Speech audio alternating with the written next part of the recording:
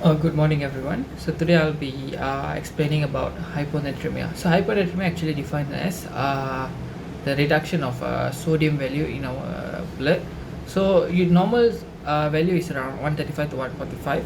So anything below 135 millimole is considered hyponatremia. So we can divide it into two different types. First is by the severity, mild, moderate, and severe. So mild, it's somewhere between 130 to 135. Moderate is below 129 till 125, and then severe is anything below 124 millimole per liter. And also hyponatremia can be divided into two, acute and chronic. So for acute, it's usually happens within the 48 hours. Chronic is the reduction of sodium level more than 48 hours. So for the pathophysiology, there's three different causes that can bring to hyponatremia. First one is hyponatremia hypovolemia. This happen because of there's a depletion of both sodium and water, but the sodium deficit exceed the water deficit, which that's why it exhibited as a hyponatremia. So the causes that can cause all this is, first of all, diuretics, vomiting, diarrhea, and also burns. And the second one would be hyponatremia with euvolemia. So this one is also can be called as dilutional hyponatremia. So this one, the body punya sodium level would not be affected, just since the excess water is entered into the body, so it will affect the equilibrium between the sodium and water, which resulted in hyponatremia. So this can be caused by things like primary polydipsia, normal and psychogenic patients, and also if there is excess water infusion, like in the prostate when we do water irrigation, and then the medically infused fluid, which are actually we overdo it. And the third one would be hyponatremia hypovolemia. This is isn't common that happens at this time, but the most important we need to understand is dilutional hyponatremia. So features that can be presented in the hyponatremia patient is we can be divided into two, whether it happens acute or chronic. So acute, the features would be like if the hyponatremia occurs very rapidly, they can be presented with cerebral punya presentation, like cerebral dysfunction, anorexia, delirium, seizure, nausea, and all that. But usually if it's happening in chronic, they can be presented with anorexia, vomiting, and things like that. So for this, what are the treatments that we can done is that first we can check from the first line, we can check urea, glucose, lipid, to find out whether it's a hypotonic or non-hypotonic. So if there is any abnormalities in this investigation, it got showing a non-hypotonic.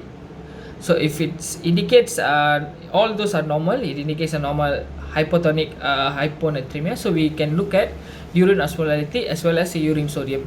Lower osmolarities below 100 indicates there is a excessive water intake. Can be due to biopotomania, primary polydipsia, low solute intake.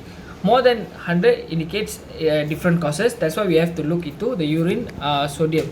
So for the urine sodium, anything below 30, it will indicate low intravascular volume. So you have to look for any sign of volume depletion, like if there is a patient is vomiting, diarrhea, or also there is a fluid overload. Fluid washing out, overload sign such as heart failure, nephrotic syndrome, or cirrhosis. So by identifying this, we also can also look for if there is any evidence of hypovolemia.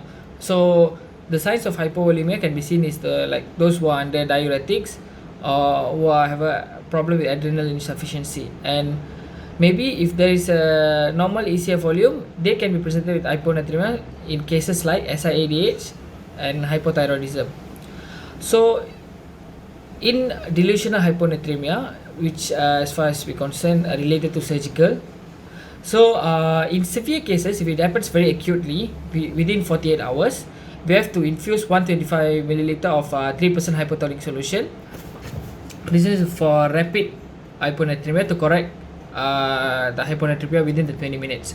But if the patient is hypovolemic, and it's hypovolemic hyponatremia, we need to control the sodium loss. What are the causes? We have to address that and control.